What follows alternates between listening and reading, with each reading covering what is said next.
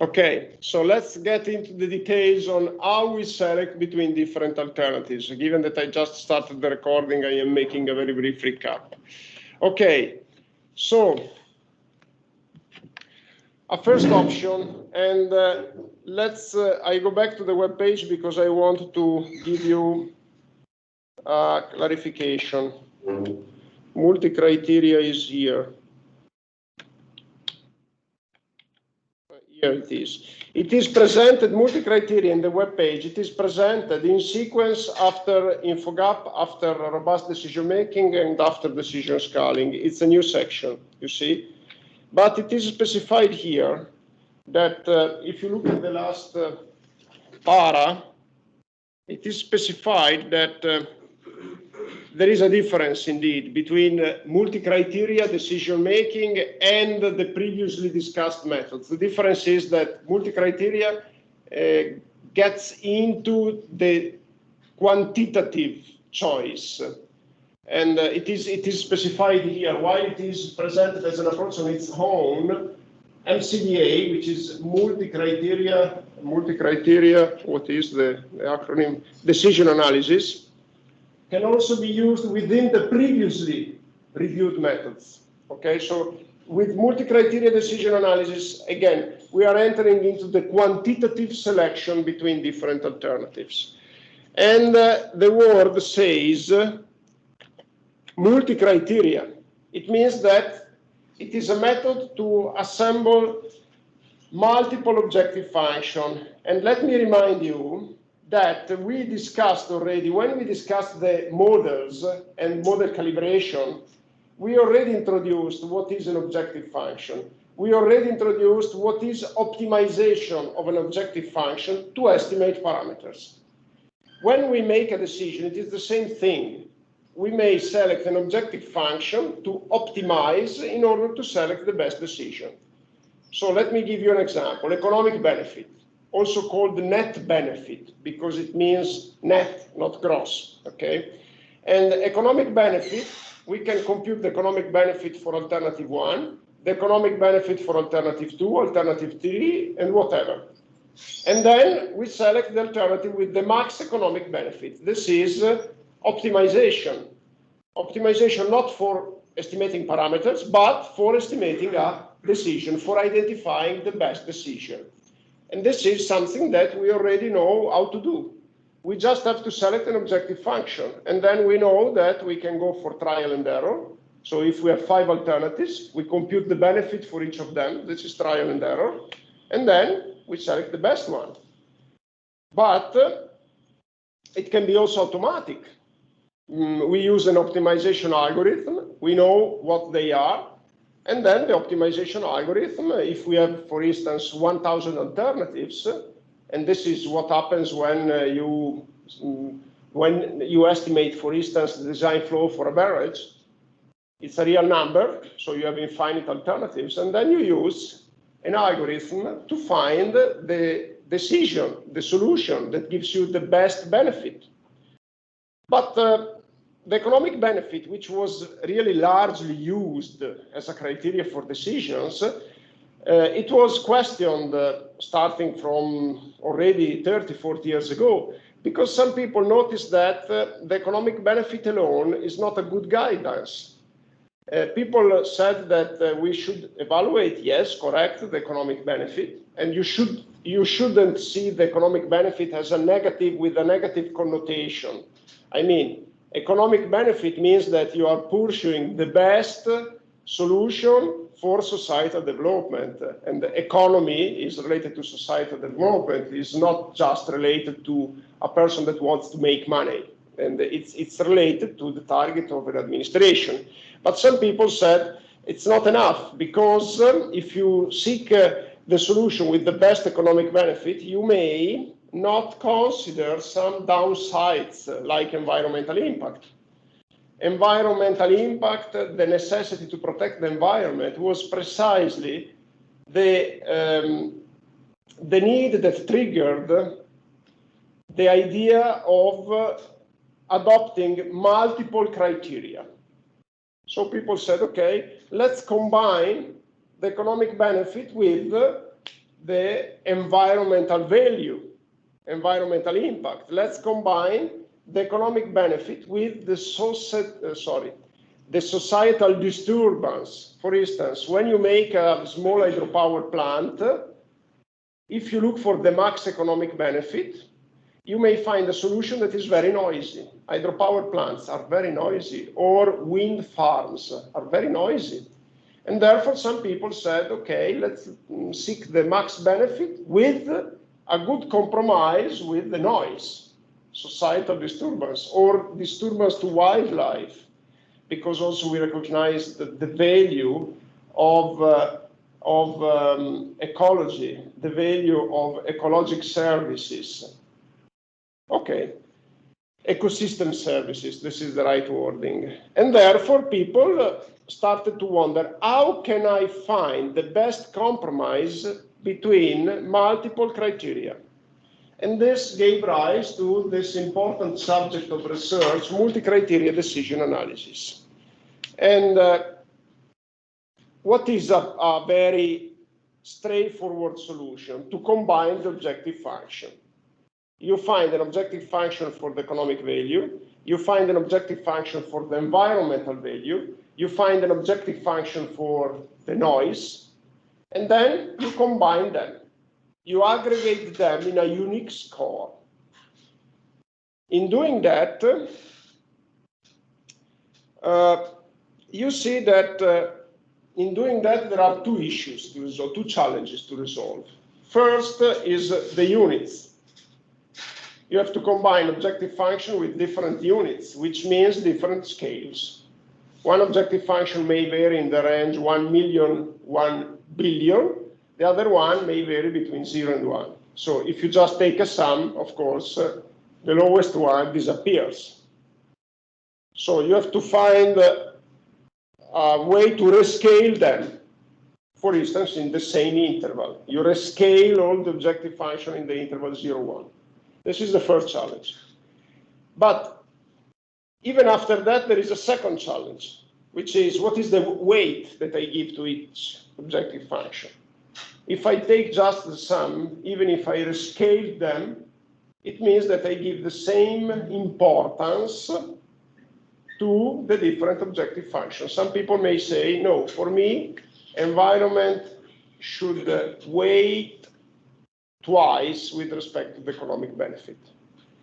I mentioned importance. The way we mathematically quantify importance is through weights. What are the weights? They quantify, as I said, the importance. Usually the weights are scores assigned to each objective under two requirements. And let me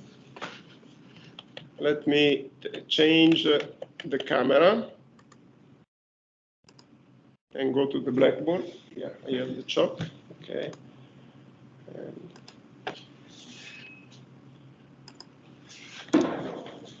So let's suppose that you have n objectives.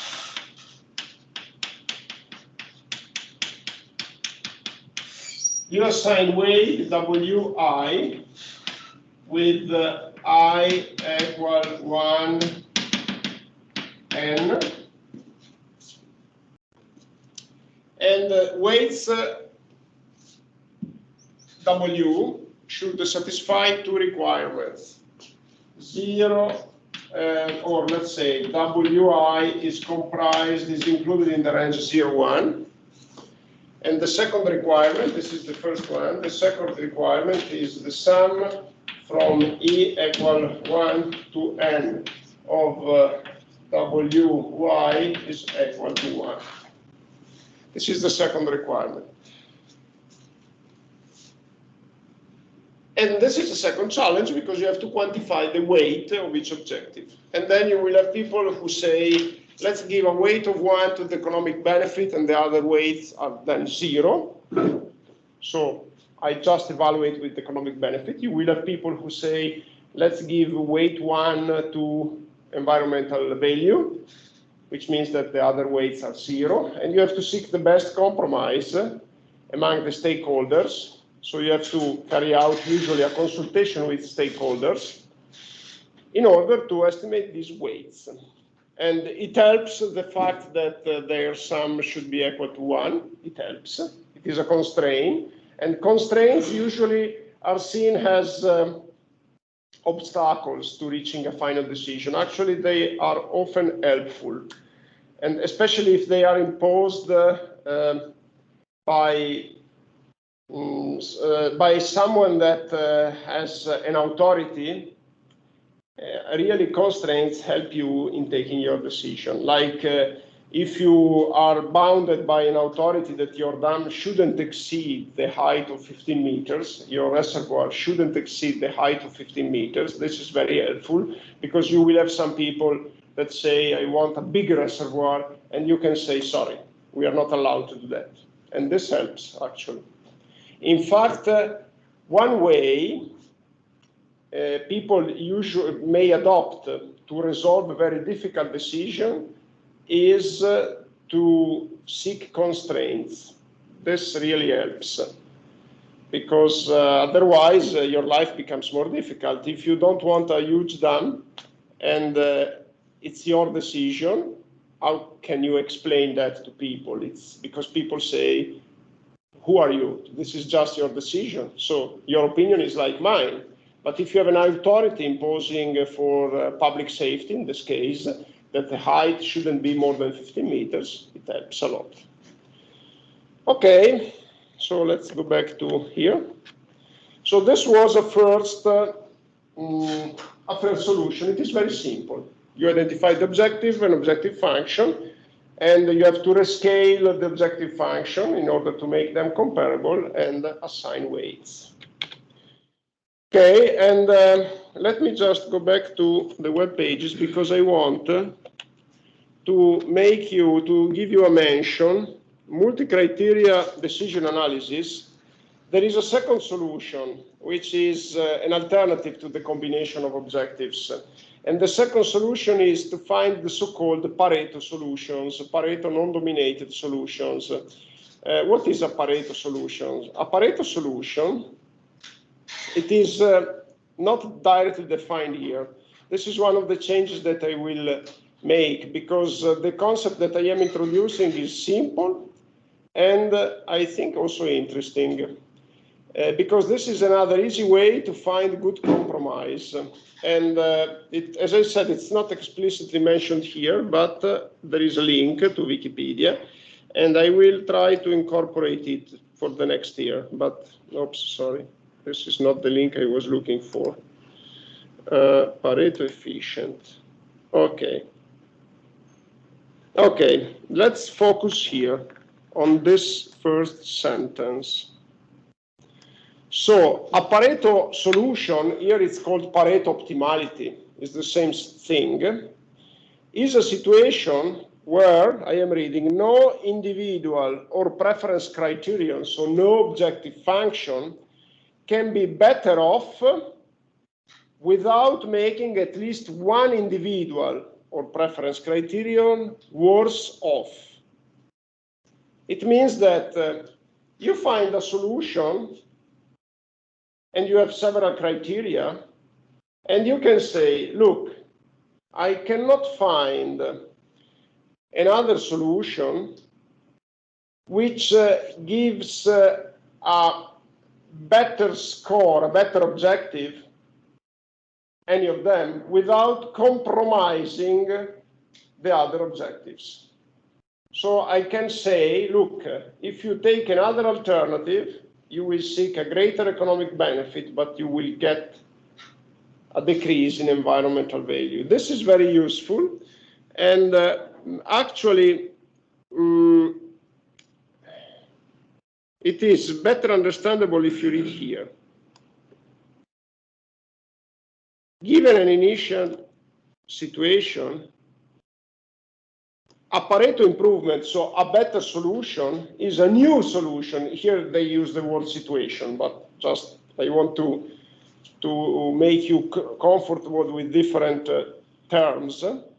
So a Pareto an improved solution is a new solution where some agents will gain and no agents will lose. So you have to find a path to identify a sequence of solutions such that you gain in some objective without losing in other objectives. If you find a solution that allows you to gain in one objective without any loss, this is for sure preferable. A situation solution is called Pareto dominated if there exists a possible better solution.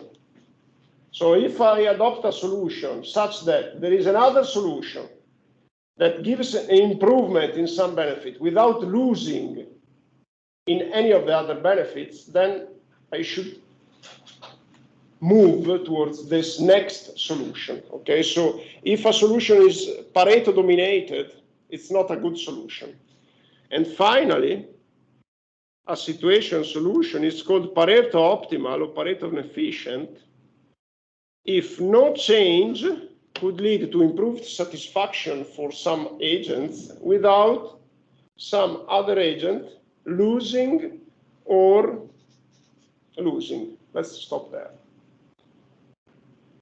This is, I think it is interesting because you can avoid rescaling. So you can compare economic benefit with environmental value quantified in some way. And you can avoid rescaling, even if they have different orders of magnitude. This is fine.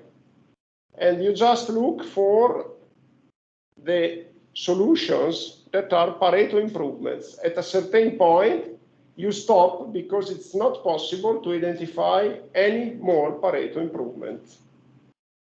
And I think this is an interesting concept, and it is a concept that is frequently used. It's not always easy to find a good compromise, but still it's an interesting concept. And this is something I may ask at the exam. So what is a Pareto solution? Very simple questions. What is a Pareto solutions? Or I may give you a few numbers and you have to identify what is a non-dominated solution, or but something very simple actually. But in order to, you have to follow the link in order to study this concept. Okay. This Pareto method is indeed frequently applied in multi-criteria decision analysis, often with algorithms. So there are algorithms, for sure also in R you can find packages which allow you to identify the Pareto solutions given some objective functions and given some alternative solutions. Now, the next topic is, I think it is really interesting. And I think that instead of going in sequence here, it's better if here I adopt the teaching method of giving you an example. Let's start with an example. But before I give you the example, let me just make a premise. A way, and this is a general advice that I would like to give. When you have complex decisions, if you can split the complex decision in multiple simpler decisions, this is something that you should do. Because when you have to take decisions that involve or multiple decisions altogether, it is much better to decompose the decision in simpler ones, one by one. And this is something that we often do implicitly every day. Sometimes when we face a difficult problem, it's difficult to get oriented, we say, let's think first at this. And then once we solved this decision, we took this decision, we go with the second decision. And when we can split, this is definitely much better. And therefore, this is why here you see the word hierarchy. Hierarchy because we try to decompose our decision in a hierarchy of decisions. Okay, let me give you an example. Then I go back on the web page, but I think it's much better to focus here on this example. I think I have a slide, so let me check. Here is the slide. So let's suppose that we have to take a decision in order to increase water resources availability. This is our target. The goal is at the top of the hierarchy. And then we have three alternatives. And therefore, there is a first decision that we have to take. What alternative do I choose? And a first alternative is I build a dam. A second alternative is I reduce the losses in water supply. A third alternative is I change the irrigation techniques. Let's suppose that these water resources are to be used for crop production. So I identified these three possible alternatives. You may have 5, 10, whatever. But these are very reasonable. This is, I think, an example that mimics well what happens in practice. And you have to find water for irrigation, and therefore you talk to farmers, and farmers typically want the dam, because the dam is something big, is something very convincing. They see a lot of water, and therefore they feel that it's a good solution. But you may say, look, the water supply system loses 50% of water, so we can double your water supply if we bring losses to zero. And this is indeed something that is very attractive, because it is true. In irrigation, usually we have 50% of losses. And in many cases, in most of the cases, if you double the water supply, you solve any problem. But reducing losses is not easy. And farmers know that, but there is also something that is more relevant to them. They don't see the losses. So if you say 50% of losses, they may not believe to you. They don't see them. And therefore the solution may look less attractive. Precise irrigation, same thing. We know from data that if we use precise irrigation, which means that you give to each tree, each plant, the precise amount of water that is needed, you reach a better productivity of the crop, because if you give too much water, productivity goes down, and the savings are of the order of 30, 40, 50%. So this is also very attractive. Farmers don't like it very much because it is costly, so you have to give money to them in order to adopt these methods. And again, they don't see it. They don't see the water that is saved.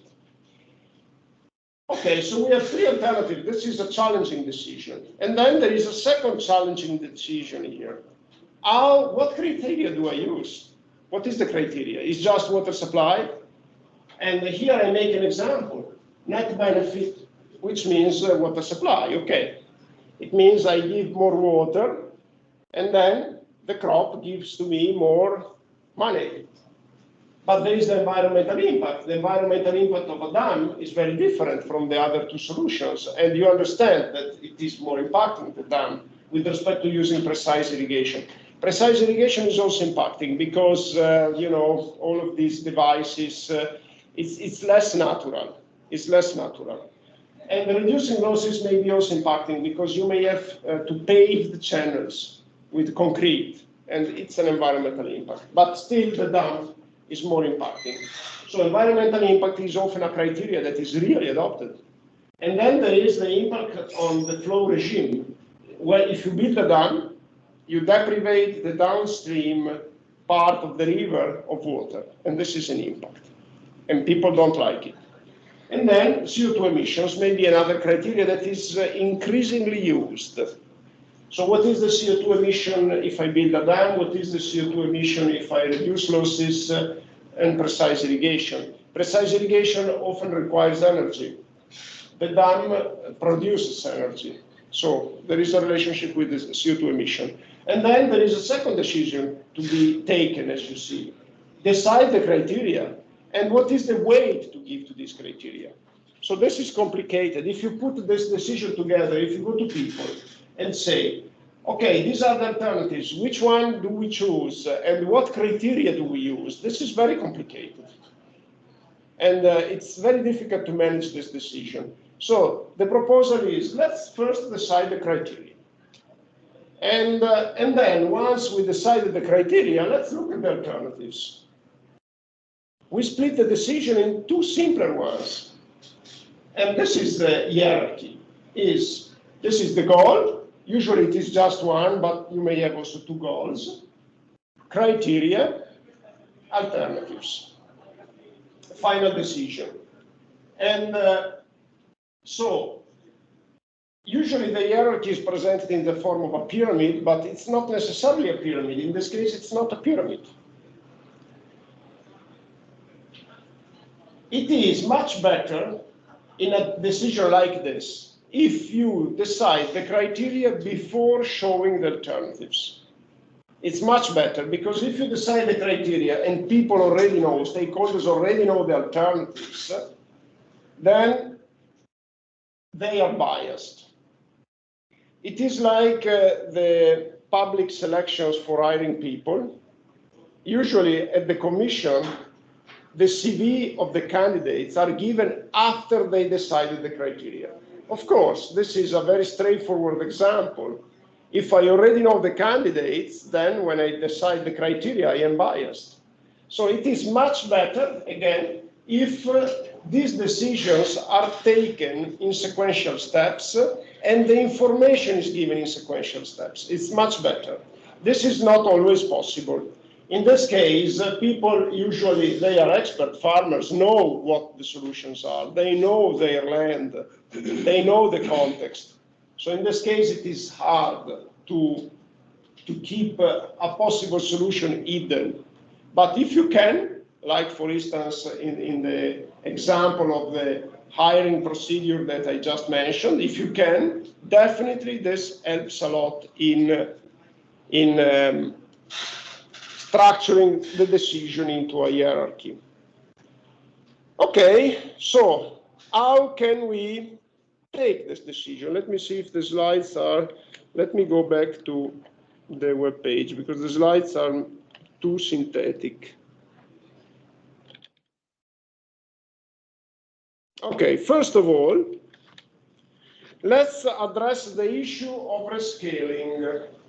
So we have this criteria. We have to decide which one, not which one should be used. We have to use all of them. But I already mentioned that we have the problem of rescaling them and assigning the weights. So let's focus on this step of the hierarchy. The middle one, the yellow one. I need to rescale the benefits and I need to assign weights to them. Okay, how can we do that? Rescaling, a very attractive way of making a rescaling is the use of a utility function. It's a way to rescale an objective in the range 0, 1. It is very simple. There is a link if you want to explore, but it is not, let me see if it works, yes. It's not necessary that you go into the link because it is very straightforward. So I need to rescale a criteria and I use a utility function. What does a utility function do? It assigns to each alternative a score in the range 0, 1, extremes included. Okay? And in such a way that alternative A is assigned a utility greater than alternative B if and only if the individual prefers alternative A to alternative B. And so let's, this is a bit, it's not very transparent. Let's look at this. Utility 0 is assigned to the minimum of each criteria. For instance, for the case of the net benefit, one may give utility 0 to the alternative that leads to the minimum benefit. So you have 3 alternatives. In this case, you have 3 of them. You have 3 of them. And you give utility 0 to the alternative that gives the mean benefit. And then you give utility 1 to the alternative that gives the max benefit, the max of each criteria. And then third conditions, increasing utility is assigned to, criteria values corresponding to increasing convenience as quantified by an objective function. So it means that if you have two alternatives that gives the same benefit, they have the same utility. If you have an alternative that gives a greater benefit with respect to another, you have to give a greater utility. So the utility is a not decreasing function with respect to the benefit. And the shape of the function is arbitrary. So in this case, it's the function is linear, which means that it is a very simple rescaling. 0 to the mean, 1 to the max, and direct proportionality in between. It is very straightforward. It is what is very frequently done, but you could decide for different shapes. The definition of a utility function is subjective. You may give utility that is slowly increasing, even for strongly increasing benefit, if you want to give, in a way, less importance to the benefit. So if I have an alternative that gives me 1 million, it's the minimum, I give utility 0. If I have an alternative that gives to me 2 millions, which is twice, I can give utility 0.01. What does this mean? It means that I don't think that 1 more million is useful. And then I get 10 millions. I give 0.02. It means that even 10 millions for me are not useful. You understand that in a way, through the definition of the utilities, you also, in a way, you determine what is the importance of a criteria.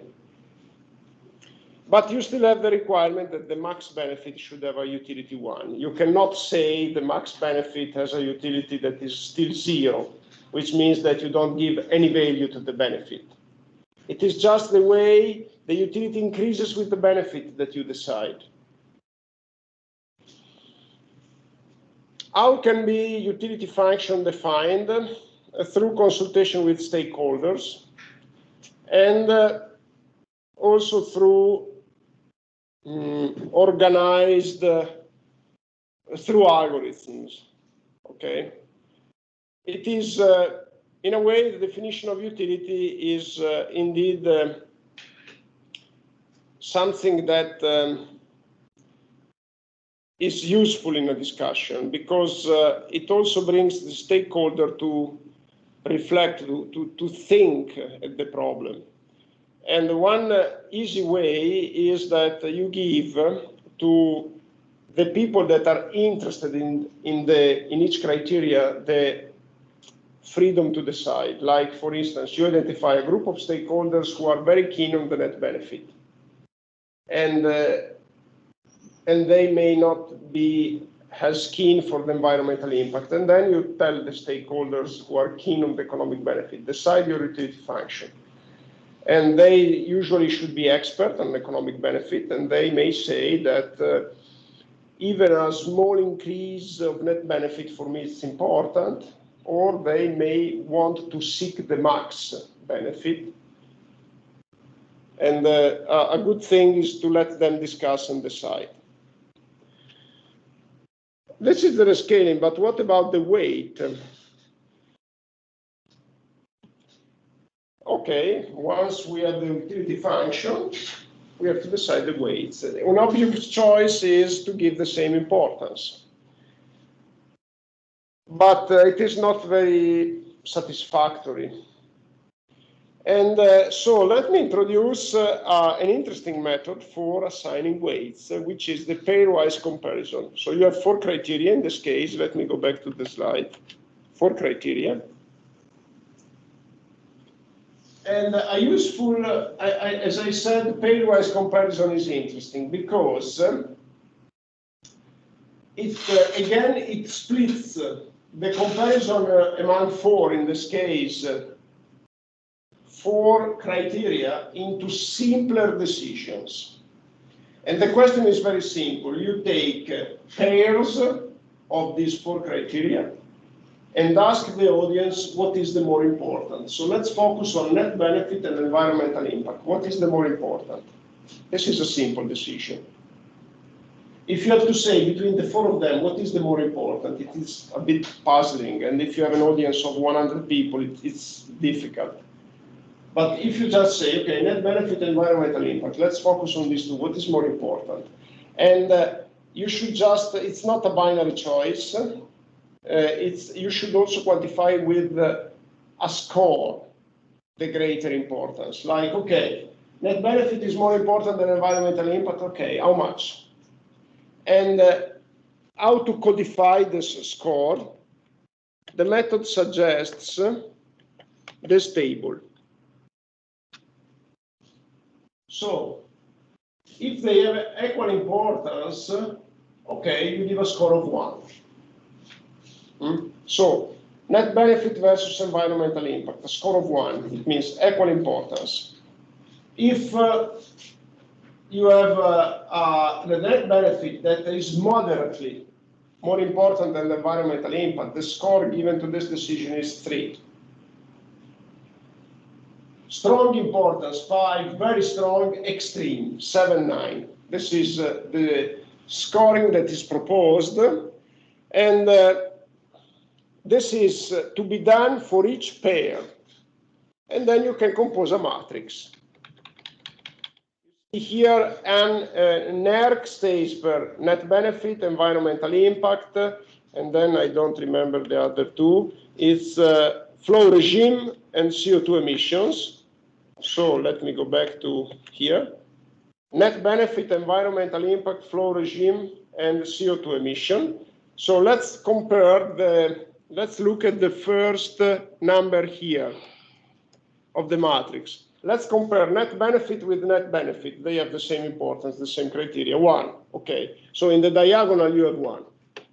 Now let's compare the net benefit with respect to the environmental impact. Your audience says it's strongly more important than net benefit. You put a 7 there. 7 means net benefit strongly more important than environmental impact. Good. What happens in the symmetric position? You have to put 1/7 because you compare in the symmetric position the environmental impact with respect to the net benefit. So you put 1/7. You put the inverse. This is what is recommended. Now let's compare the net benefit with the flow regime. Is more important. Let's give a score of 4. Okay, you can use intermediate numbers with respect to what is given in this table. Okay, score is not listed here, but you can give it. The important thing is that if you give 4 here, you have to give 1/4 there. Now let's compare the net benefit with the CO2 emission. Is more important, 5, and I put 1/5 here. Up to now, everything is very straightforward. Okay. Let's go to the second because we didn't finish the pairs. We considered for now 4 pairs. One is net benefit with itself. We still have some pairs to consider. This one was already considered. This one is the diagonal. This one, environmental impact with respect to river flow regime, is more important. The audience says is more important. 4. So 1/4 here. And then we still have river flow regime with CO2 emissions. It's less important, 1/3. And then I put a 3 here. Do you see that you may be inconsistent in compiling this matrix? For instance, let's suppose that the first row is okay. I compare the net benefit with environmental impact with the river flow regime and CO2 emissions, and I define that the net benefit is definitely more important than environmental impact, is a bit more important than the river flow regime, is more important than the CO2 emissions. Good. Now, when I go to compare the environmental impact with the river flow regime, be careful. Don't you see that you might be inconsistent? Because here there is a 4, which means the environmental impact is more important than the river flow regime. Is it consistent with this scoring that I gave here? Yes, it is. Or it is not. Because here I compare the environmental impact, the river flow regime, with respect to the net benefit. And I said the net benefit is much more important than the environmental impact, is a bit more important than the environmental flow regime. What does that mean? That the river flow regime is more important than the environmental impact. And therefore here, I'm not sure I am consistent. I have to think about it. And I mean, the same thing when I compare river flow regime with CO2 emissions. Am I consistent? If the size of the matrix increases, consistency may be a problem. And so we need a method to check if the overall matrix is consistent. And if it is not, we need to go back and change. And we can tell the audience, look, our discussion gave preferences that are not consistent. And therefore, you know, it's we need to change something. Okay, how can we measure consistency? Before saying that, let me first say one other thing. Let's suppose that the matrix is consistent. What I want to say now is that once that you had this matrix consistent, mathematically you can derive the weights. And this is the nice thing. If this matrix, which gives, in a way, the preference, your preference, the preference of people of one criteria over the others, you can understand that if the matrix is well done, you can derive the weights. How can the weights be derived? There is a mathematical proof. We don't get into it. Absolutely. Let me just say that mathematically speaking, weights are the values of the principal right eigenvector of this matrix. And weights are the values of the principal right eigenvector, rescaled to give a sum of 1, because weights need to give a sum of 1. So from your background, for sure you remember what are, or you may in a way have some remembers of these terms: eigenvector, eigenvalues, and right eigenvector, principal eigenvector. So it's not necessary that you go back to your background and you study these. I just want to say that in Excel and R, you have functions once you define the matrix to compute them. And it's very easy, it's just an instruction of R. So the moral of the story is that once that you have this matrix and it is consistent in R with one line, you compute the weights. Mathematically, it's not needed that you go back to it, okay? Because I want to make it simple. But if you think at the overall setting, this is something that is interesting. We make a comparison 2 by 2, which is not so bad. It's another example of a hierarchical decision. We make a comparison 2 by 2, and at the end of the story, we end up with a matrix that gives to me the weights. You may have like 100 criteria. You just compare them 2 by 2. At the end of the story, at the end of this comparison, you have a matrix that gives the weights. This is very nice because it is transparent. Of course, some people may say, I don't understand maths and I don't know what is an eigenvector. This is the only hiccup. But if you present it in a smart way, it is a minor hiccup. Okay, and it is really interesting that we can get the weights of the economic benefit, etc., just by compiling this matrix. But it has to be consistent. And how can I check consistency? Intuitively, you realize that there must be a mathematical procedure to check consistency. There must be. It is clear. So let's see how we can make this. Okay, so if the matrix, let me say this, let me start with this. In the ideal case of a matrix that is perfectly consistent, what happens? If we compute the eigenvalues of the matrix, there is a max, and the max eigenvalue is equal to the dimension of the matrix, 3 in this case. Okay, or 3 or 4, just 1 second, it's 4 here. Sorry, I didn't notice that. It's 4. So if you have a matrix 4 by 4, you compute the eigenvalues, you get the max, and if the matrix is fully consistent, you get the max eigenvalue equal to 4. Again, we don't need to understand why, we don't need to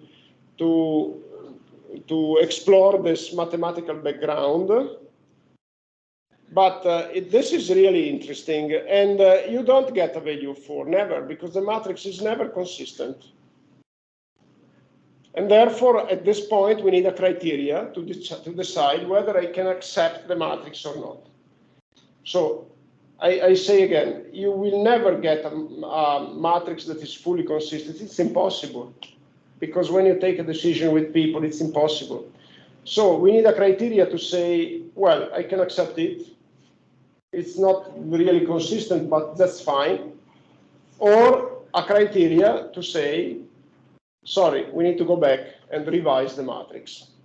So what is the criteria? Okay, first of all, we define a consistency index, CI, which is very easily computed. CI, I take lambda max minus n, which is negative.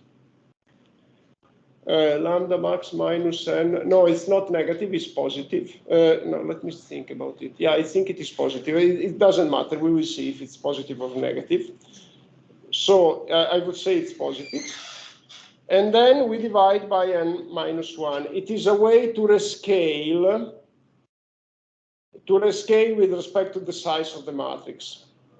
Okay, so it is a very simple rescaling, because you understand that, of course, lambda max changes depending on the size of the matrix. If I want to compute an objective index, I have to rescale it.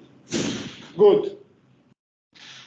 Now I need a term of comparison, okay? Because I compute this consistency index. Let's see if the matrix is fully consistent. The consistency index is 0.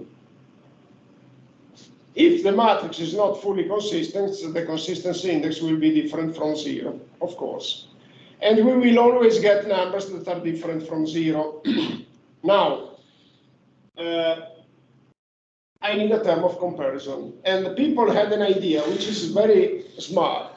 They said, let's compare the consistency index with the consistency index that I get from a fully random matrix. So I can go back here and generate a random matrix with the only requirement that it has 1 on the diagonal and inverse of the numbers in the symmetric positions. But for the rest is random. So I give numbers between 1 and 9 randomly. Okay? And of course I get a matrix that is not consistent. This is repeated many times, because if you do it just once, you may get by chance get a consistent matrix. It's almost impossible, but in order to have an indication of a consistency index representative of a fully random generation, you have to make multiple generations of these random matrices. And then you have a term of comparison. And then how to make the comparison? They had the idea of introducing a consistency ratio, which is the ratio between the consistency index, which is 0 for perfectly, as we said, consistent matrix, and the random consistency index. Of course, the consistency ratio is 0 if the matrix is perfect. It's different, it's greater than 0 if the matrix is not perfect. And then there is a table that they prepared for us, which gives what is the value of the random consistency index depending on the size of the matrix.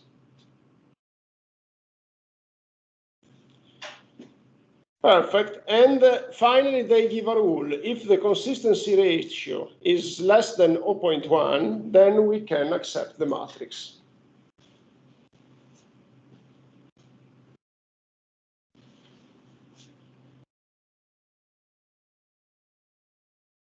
You see, this is an early magic. You make a set of pairwise comparison. You check if the matrix is consistent, and you compute the weight. We will make an exercise next Monday on this. So bring your PC, and you will see that it's extremely simple. Okay. Keep in mind that a similar procedure can be carried out also for other decisions in the pyramid, in the hierarchy. So here we applied it for giving weights to the criteria. But if there are other decisions implying a comparison between different alternatives, and you need to give weights to the alternatives, the pairwise comparison is very useful. Now, let me go back to the beginning of the page. This is the example that I gave. And basically, I already explained everything to you by the example. And the concept, again, is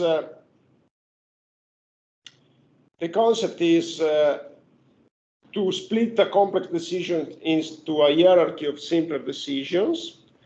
And I would say that everything is written here was already introduced by me.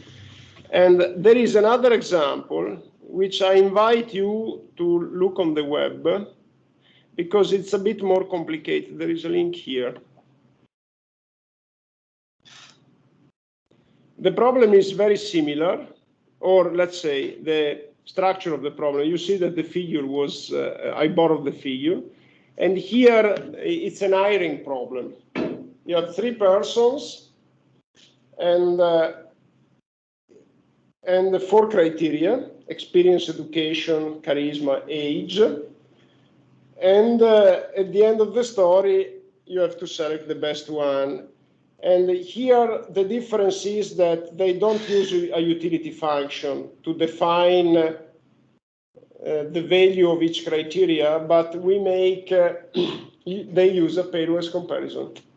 It's an alternative to the definition of the utility function. In order to make the rescaling, they make a pairwise comparison. But this is quite straightforward. And once you understood the example that I gave to you, I invite you to have a look here and also see this example. You can recognize the same table. And basically, when they compare for instance, the 3 candidates with respect to experience, they don't use a utility function. And in our case, for instance, for evaluating the dam versus precise irrigation, the net benefit, we propose to use a utility function. Here, they make a pairwise comparison. So they compare the experience of the first candidate against the experience of the second against the experience of the third, and the experience of the first against the experience of the third. At the end of the story, they get 3 weights, which sum up to 1, and in this way, they quantify the score of each candidate. So it's a bit different, but the structure is the same. And it is interesting. And another example is given by this link, but this is a paper in Italian I co-authored a lot of years ago. I don't remember. I think it was 20 years ago. Let me check. There is no date, but. And it is in Italian, unfortunately, but it is also another example of application of here the pairwise comparison. Here you have the criteria. The pairwise comparison was a bit more complicated because there were more criteria. And that's it. And I would say that this just let me check. This closes our treatment of decision making. And we will need to make an exercise, which we will do on Monday. And just let me remind you that we have 2 full weeks to go with lectures, and then there is the field trip. You received, did you subscribe? Who subscribed to the field trip? Okay, very good.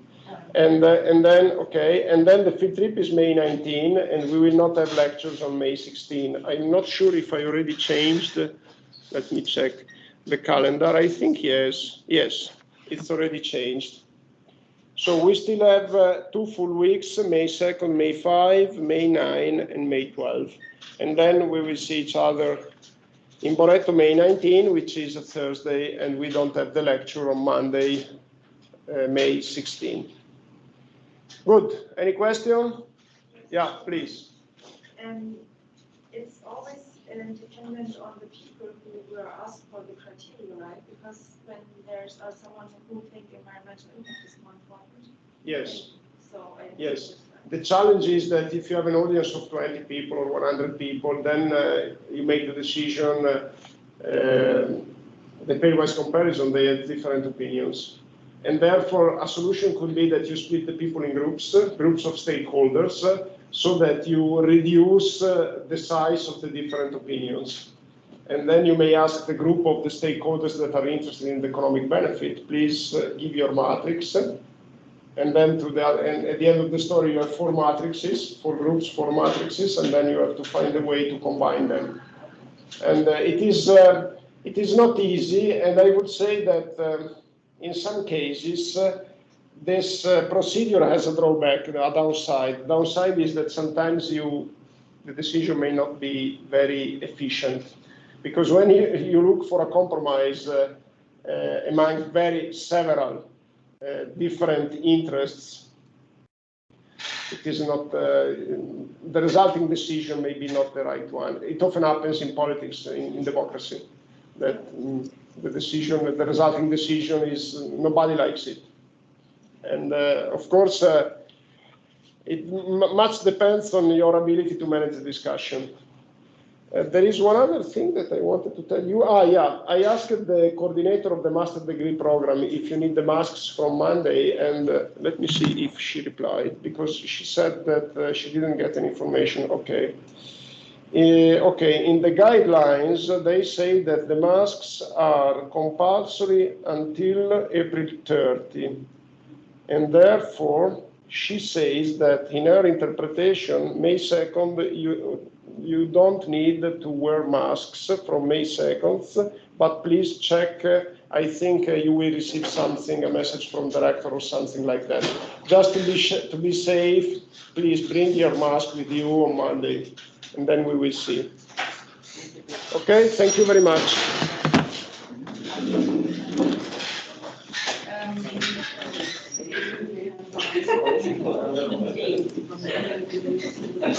from the. Yeah, from the-